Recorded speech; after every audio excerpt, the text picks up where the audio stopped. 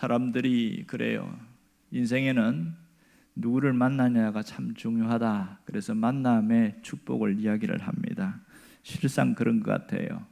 어떤 나라에 태어나냐에 따라서 그 나라가 국가가 결정이 됩니다. 만일 내가 아프리카 어떤 가나나 우간다나 이런 데 태어났으면 어떻게 되었을까? 여전히 나는 그들과 똑같은 삶을 살지 않았을까? 이런 생각을 해봤습니다. 여러분, 우리가 누구를 부모를 만나에 따라서 삶이 달라집니다.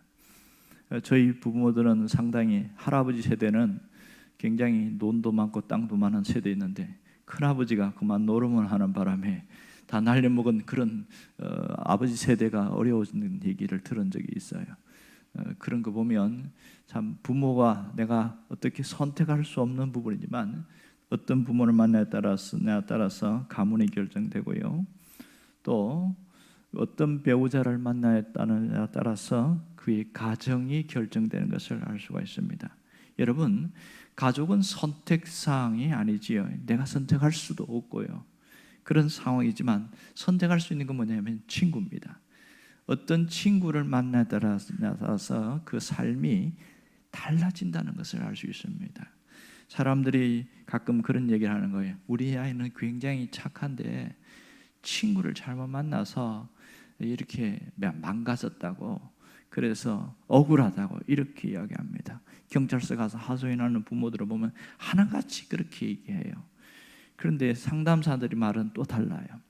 만일 이 아이가 착하다면 이런 좀 안 좋은 친구하고 오랫동안 함께 사귈 수 있겠냐는 거예요. 같은 마음이니까 사귀지 않겠느냐, 그런 얘기합니다. 또 하나는 그런 안 좋은 친구를 만났지만 내가 바른 주관을 가지고 서 있으면 오히려 그 사람이 나에게 선한 영향력을 받아서 바뀌지 않겠느냐, 이렇게 얘기하는 거예요. 가만히 듣고 보니까 그 말이 맞아요. 내가 친구를 잘못 만나서 이 삶이 망가졌다, 그것은 핑계에 불과하다, 그런 것을 알 수가 있지요. 여러분, 어쨌든 우리는 누구를 만나냐에 따라서 영향을 받게 되어지고 그것이 또 우리 삶을 바꾸어 나오기도 하는 것을 우리는 알게 됩니다. 오늘 본문에도 보면 뜻밖의 특별한 만남의 이야기가 잘 나오고 있습니다. 이 이야기는 예수님과 어떤 광인과의 만남 이야기를 하고 있는데요, 예수님이 배를 타고 동남쪽으로 이렇게 내려가는 한 10km 정도 내려가는데 큰 풍랑을 만납니다. 바다인데 큰 호수라고 바다라고 하는데 갈릴리가 이게 돌풍이 한 번씩 불면요 감당할 수 없거든요. 그렇게 해서 가까스로 예수님 바람과 바다를 잠재우고 해서 내렸는데 그 땅이 어디냐면 이방인의 땅입니다. 유대인들이 경멸하는 이방인의 땅인 거라사 지방에 내렸어요. 거라사 지방에서 내려서 가는데 누구를 만나냐면 광풍을 만났는데 이제는 광인을 만납니다. 이 사람을 만나는데요, 이 사람은 참 불쌍해요. 우리가 27절에 나오는 것처럼 이 사람에 대한 프로필이 잘 나옵니다.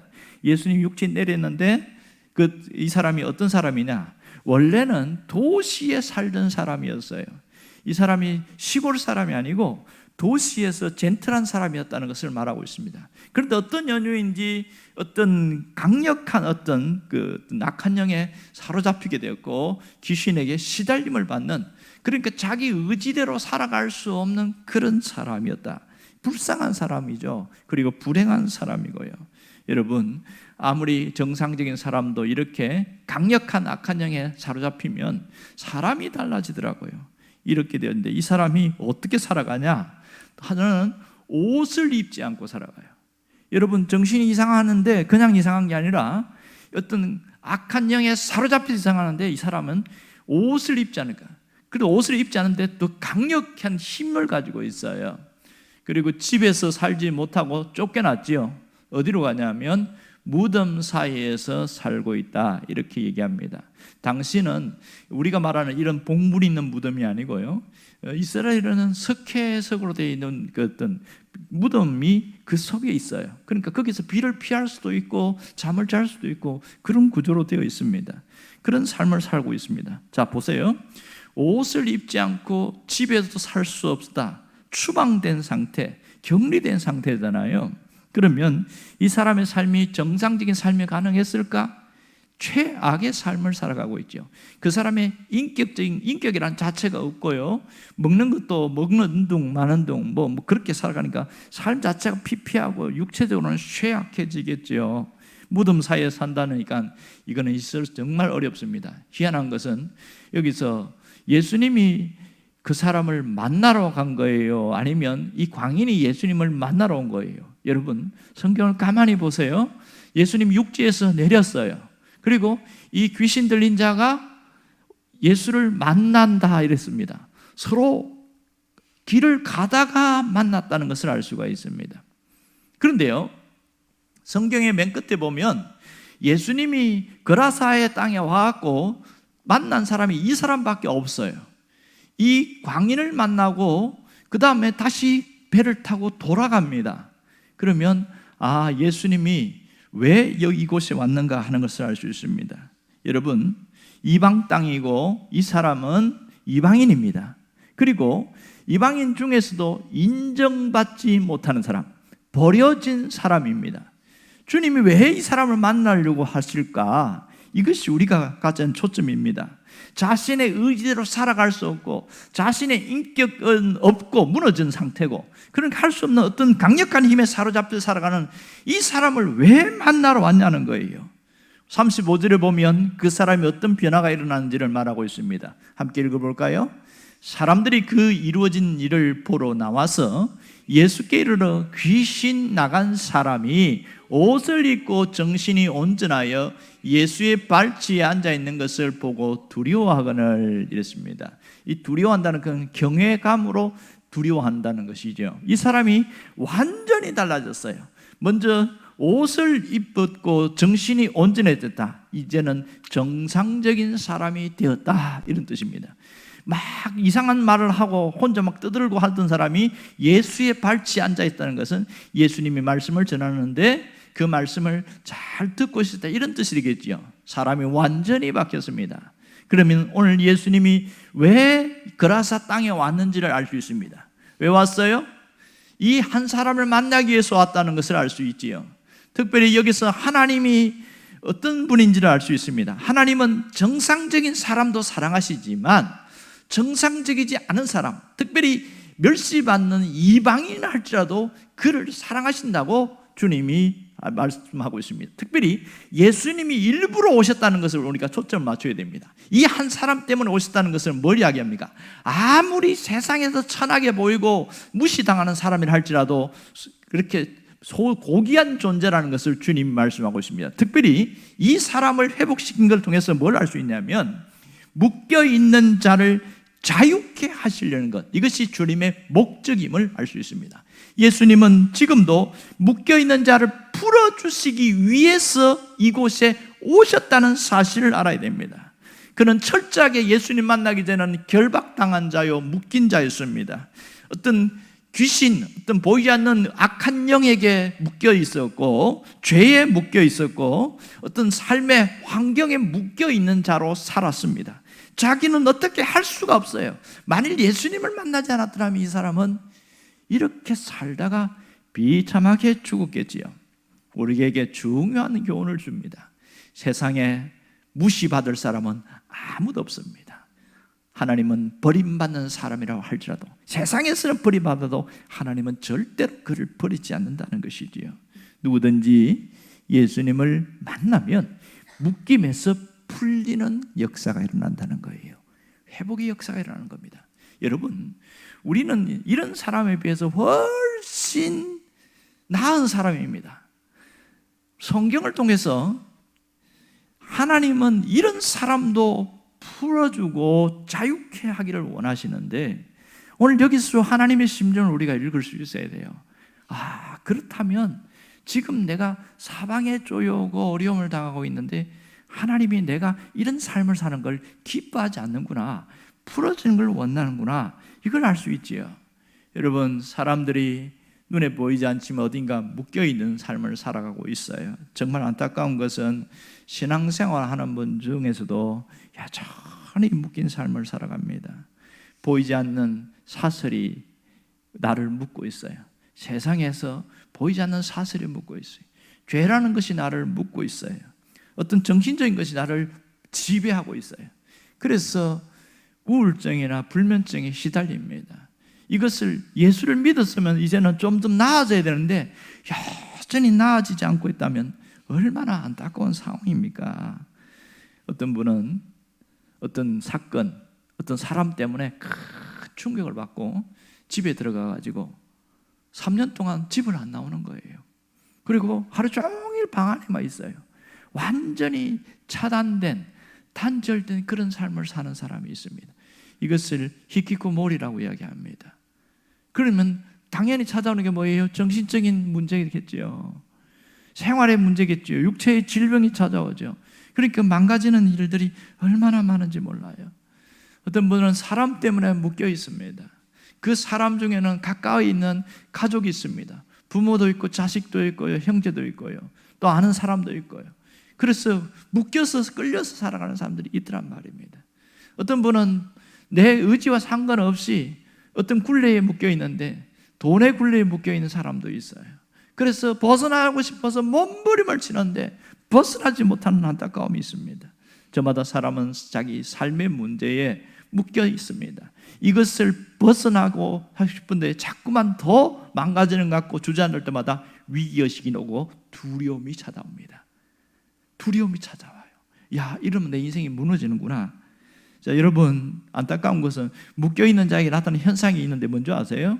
그들에게는 몇 가지 현상이 있는데 묶인 자는 만족이 없어요.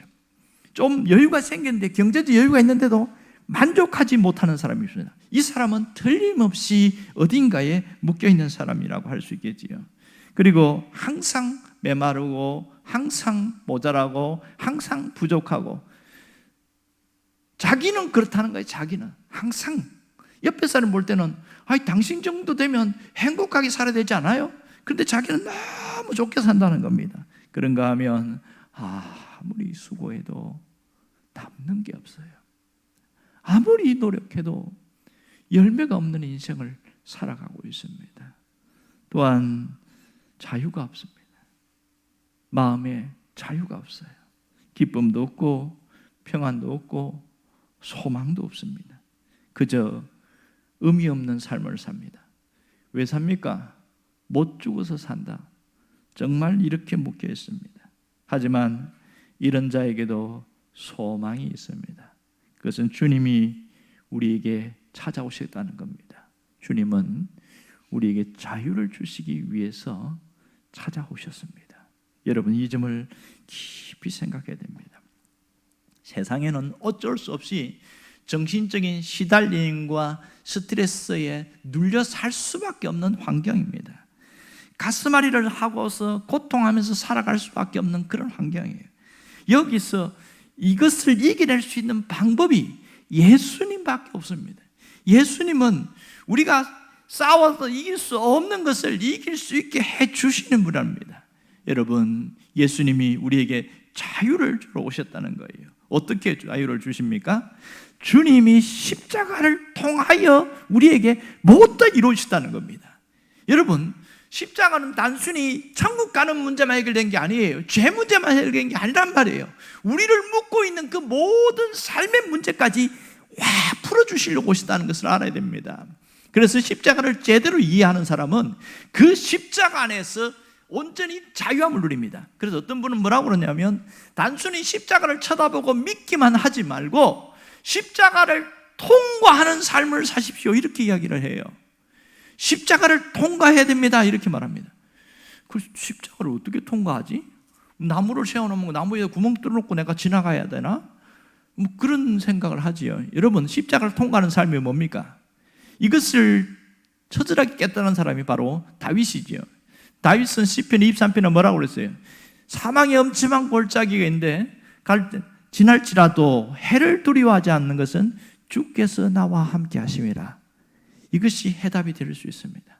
십자가를 통과한다는 삶은 지금 사방에 쪼여오고 묶여있고 꼼짝 못하는 그 삶인데, 주께서 나와 함께 하심이라. 하나님의 함께 하심을 붙들고 그것을 버티고 이기고 견디면서 뚫고 나가는 삶입니다. 이게 십자가를 통과하는 삶입니다. 그러다 보면 어느 날 달라져요. 이전에는 내가 묵은 멍에를 메고 나 혼자 가다가 홀로 쓰러지고 넘어지고 이렇게 살았는데 예수님이 나를 자유케 하러 오셨다고 그래서 말씀이 딱 들어오는 거예요. 마태복음 11장 말씀이 뚝 들어오는데 수고하고 무거운 짐 자들아, 다 하는 거거든요. 어느 날 기도하다가 수고하고 무거운 짐 자들아 다 내게로 오라, 내가 너희를 쉬게 하리라. 그 말씀이 딱 떠오르는데 내가 혼자 지고 가면 안 되겠다. 그러고 나서 그 짐을 내려놓으려고 마음먹고 예수님 나 이제 짐 내려놓을 거예요, 예수님이 알아서 해주세요, 이렇게 기도하기 시작하는데 제일 먼저 나타나는 현상이 뭔지 아세요? 온갖 괴로움과 무겁고 짓누르던 것이 갑자기 툭 떨어져 나가더래요. 혹이 하나 떨어져 나가듯이 툭 떨어져 나가더래요. 바뀐 건 아무것도 없습니다. 달라진 게 뭐예요? 마음에 짓누르던 그 감력이 싹 사라지면서 홀가분한 느낌이 들더래요. 이게 십자가를 통과한 비밀입니다. 마음이 편안해지는 거예요. 이건 정상적으로는 있을 수 없는 거예요. 이것은 주님과의 관계 속에서 온전히 주님께 맡기는 사람에게 나타나는 현상입니다. 그 다음에는 끊임없이 주님을 바라보고 가면서 주님 알아서 해주세요, 내가 할 수 없어요, 나는 몸도 안 좋고요, 주변에 도와주는 사람도 없고 여력도 없고요, 이러면서 계속 주님 앞에 나가서 일을 하기 시작합니다. 그런 일들이 있어요. 근데 어떤 분은 보니까 자기하고 40년 동안 한 번도 안 만난 외삼촌이 어느 날 물어 해서 연락이 온 거예요. 내가 너 밥 한 끼 사주고 싶다. 그 외삼촌이 뭘 40년 만에 처음 만난 외삼촌이 무슨 얘기 하려고? 그 무슨 뭐 서먹서먹 하잖아요. 그 얘기를 해봐라. 그러니까 뭐 할 게 뭐 있습니까? 그냥 그런 대로 삽니다. 사실은 완전히 삶이 힘들어지는데. 그런데 거기서 밥 먹고 헤어졌어요. 근데요, 하나님이 그 외삼촌의 마음을 끊임없이 놓고 하는데 하나님이 그 사람을 통해서 다시 일어날 수 있는 뭔가가 기반이 다져지고 회복되는 그런 일들이 생깁니다. 여러분, 하나님은 지금도 살아 계셔요. 지금도 역사하십니다. 눈에 보이지 않는다고 하나님이 아무지도 않고 팔짱 끼고 있는 거 아닙니다. 문제는 내가 나 혼자만 부둥켜 안고 있지 말고 이것을 주님 앞에 내려놓고 말씀대로입니다. 수고하고 무거운 짐을 지고 주님 앞에 와서 내려놔야 됩니다. 그리고 내가 십자가를 통과하는 거예요. 주님 알아서 해주세요, 나 못 견디겠어요 하고 완전히 내려놓고 주님만 바라보는 겁니다. 주님만 의지하는 겁니다. 주님만 붙드는 거예요. 그때부터는 주님이 역사하시기 시작합니다. 환경을 움직이고 사람의 마음을 움직이기 시작합니다. 이게 신앙생활의 비밀입니다. 이게 자유케 되는 사람의 역사예요. 여러분, 이런 것을 경험하지 못한 사람은 이제부터 경험할 수 있기를 원합니다. 정말 우리에게 필요한 게 뭘까요? 이 묶인 것에서 벗어나는 거예요. 풀려나는 자유함입니다. 주님은 진정한 우리에게 자유를 주기 위해서 이 땅에 오셨다는 것을 잊지 않기를 원합니다. 단순히 십자가 지고 나를 위해서 죽어서 천국으로 인도하는 것만 끝나는 것이 아니라 우리의 지금 이 땅의 삶에서 문제를 풀어주고 환경을 풀어주고 내가 묶여있는 모든 것을 풀어주기 위하여 오셨음을 잊지 않기를 원합니다. 여러분, 우리가 어떻게 살아야 돼요? 자유한 자로 살아가야 됩니다. 자유한 자로 산다는 것은 내 영혼뿐만 아니라 삶의 전부가 완전히 이겨내는 삶이지요.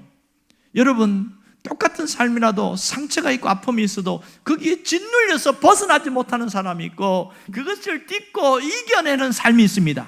내 의지 갖고는 한계가 있어요. 이 의지 갖고는 감당할 수 없는 어려움이 있습니다. 어떻게 이겨냅니까? 주님밖에 없습니다. 오직 주님, 그 주님이 우리를 이기게 하신다는 겁니다. 여러분이 이 역사에 있기를 원합니다. 여러분, 유명한 그 소설 중에 그 알베르트 까미가 쓴 이방인이라는 책 아시지요? 아주 고전입니다만은 이 사람은 실존주의 철학자인데요, 그분이 쓴 책을 펼쳐보면 어머니의 죽음부터 이야기를 하고 있어요. 제목이 이방인인데 어머니의 죽음을 이야기하면서 어머니가 어제 죽은지 그저께 죽은지 잘 모르겠다 뭐 이러면서 이야기하는 거예요. 갑자기 어머니의 죽음을 쫙 이야기하면서 자기의 죽음 이후에 또 장례식과 장례식을 치르고 난 이후에 이런 얘기를 쭉 펼쳐나가는 거예요. 그 뒤쪽으로 넘어가 보면 무슨 얘기냐면 자기가 병이 들어서 누워있는 그런 얘기를 합니다. 늘 자기 삶에도 약간 회의론자니까 그래서 제자들이나 다른 사람들이 가서 만나갖고 이야기하면 무슨 질문을 하는 거예요. 이제 앞으로 가장 중요한 게 뭐라고 생각합니까? 그럼 뭐 심오한 철학적인 얘기를 할 줄 알았어요. 그랬더니 뭐라고 그러냐면 이미 어머니는 돌아가셨고 세월이 흘렀습니다만은 자기가 어머니 집이 생각난다는 거예요. 알베로에 있는, 그러니까 알제리에 있는 그 어머니 고향집이 생각난다는 거예요. 내 소원이 있다면 내가 다시 한번 죽기 전에 그 어머니 집에 가서 한번 누웠다가 쉬었다가 오고 싶다, 이렇게 얘기하는 거예요. 그러니까 다른 사람들이 상당히 충격을 받았어요. 적어도 철학자라면 뭔가 심오한 얘기를 할 줄 알았는데 가장 본질적인 얘기를 하는 거예요. 그러면서 이 알베르토 까미가 자기는 철저하게 이방인으로 살아왔다는 자기 이야기를 그 책에 다 써놨어요. 그 이방인으로 살아갔다. 그것이 무슨 말입니까? 묶여있는 삶에서 벗어나지 못했다는 거죠. 벗어나지 못했다. 그렇게 똑똑하고 그렇게 재능이 있고 남들로부터 존경을 받는 그런 철학자도 철저하게 이방인의 삶을 살다가 그렇게 생을 마감하는 그런 안타까운 현실을 봅니다. 여러분, 우리는 예수 믿는데도 예수 안에서 이방인으로 살아가는 사람이 있습니다. 하나님을 믿는데 하나님 없이 살아가는 사람이 있습니다. 가장 불행한 사람이 이런 사람이거든요. 정말 중요한 것은 이방인이 아니고 주님 안에서 자유인으로 살아가야 합니다. 자유한 자가 되기를 원하는 것이죠. 여러분, 결핍은 항상 존재합니다. 그리고 묶여있는 것은, 우리를 묶으려고 하는 것은 너무나 많습니다. 하지만 여기서 예수님을 만난 자는 완전히 자유한 자로 살아갈 수가 있다는 거예요. 예수님과 함께하는 자는 그 묶인 것을 풀고 자유한 자로 살아가게 된다는 겁니다. 이게 영적인 비밀인 것이죠. 예수 믿는 것은 바로 이겁니다. 환경에 묶이고 돈에 묶이고 자기 육체의 질병에 묶이고 어쩔 수 없이 나를 묶는 존재들이 많습니다. 심지어 죽음이라는 것이 내게 와서 묶어서 꼼짝 못하게 할 때도 있습니다.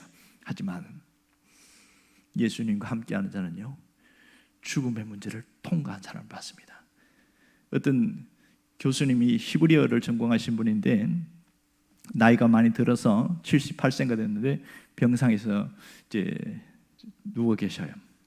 근데 이분이 자꾸 간호사가 뭐 왔다 갔다 하는데 보면 혼자서 막 중얼거리는데 이게 우리나라 말도 아니고 방언도 아니고 말은 언어 같은데 무슨 말인지 못 알아듣는 얘기를 하는 거예요. 근데 다른 이제 교수님이 위문을 갔는데 문병을 가서 딱 들어보니까 교수님이 알아맞히잖아요. 뭘 얘기하냐면 주기도문을 히브리어로 외우고 있는 거예요. 주기도문은 보통 헬라어로 되어 있단 말이에요. 이분이 히브리어 학자니까 그걸 히브리어로 쫙 외우는데, 근데 그 얼굴이 그렇게 평안할 수가 없는 거예요. 자, 육체는 지금 죽음이라는 것이 점점 다가오고 있습니다. 아프니까. 그런데요, 이 히브리어로 주기도문을 계속 외우면 얼굴이 확 펴 있어요. 이 사람은 죽음의 두려움을 이겨낸 사람입니다. 그래서 이제 그 문병 오신 그 교수님들하고 환하게 이야기하고, 내가 먼저 갈 테니까 다음에 오시라고 이러면서 이제 가는 거예요. 여러분, 가장 이 강력한 죽음도요, 주님과 함께 하면 이겨냅니다. 자유한 자가 된다는 거예요. 우리는 어쩔 수 없이 세상에 살기 때문에 질병과 싸우게 되고 물질과 싸우게 되고 환경과 싸우게 됩니다. 그것이 우리를 짓누른다고 모두 다 짓눌려 사는 거 아니에요. 그 속에 예수님이 계신 자는, 예수님과 함께하는 자는 그것을 싸워서 이겨내는 자가 됩니다. 왜요? 주님이 나를 붙들고 있기 때문에 내가 이겨내는 것이 아니라 주님이 나를 이기게끔 도와주신다는 거예요.